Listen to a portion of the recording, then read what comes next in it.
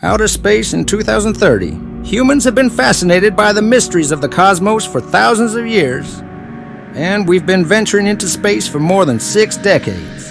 What might space travel look like?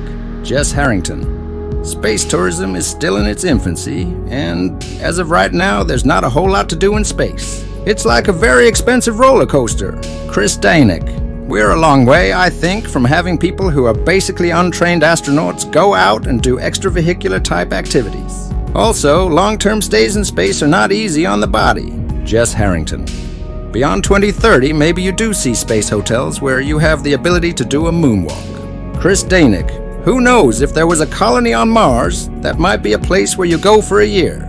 Jesse Klempner. The most important thing that I think we have to keep in mind is that despite the fact that 600 or 700 individuals have actually gone into space, space should exist within an industrial concept to support the people on Earth. I do believe that point-to-point transport is a use case that is not explored or thought about enough today.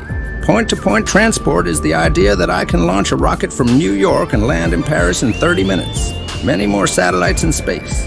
Thousands of tourists aren't yet going into space, but thousands of satellites are already out there, helping us communicate, predict the weather, and understand our planet. Thousands more are on the way. Jess Harrington. If every single concept were to launch in full, we'd have probably 8,000 to 12,000 satellites go up every year for the next 10 years. This will help bring internet to people who don't have access right now. It will be able to track emissions. It will be able to give you a better read of certain storm systems, and you'll be able to track them earlier. If every single concept were to launch in full, we'd have probably 8,000 to 12,000 satellites go up every year for the next 10 years. A rise in space junk.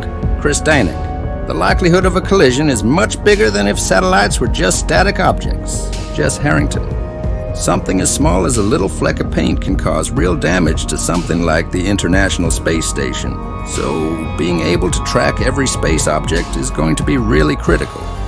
Knowing where things are so that you can maneuver your satellite out of the way. Shoot for the moon and beyond. It's an exciting time to be in the space industry. Opportunities abound for both governments and the private sector. But of course, success in space isn't guaranteed. The space industry is a very inspiring place to be. It drives a lot of innovation, and you can attract hugely talented individuals to work for you.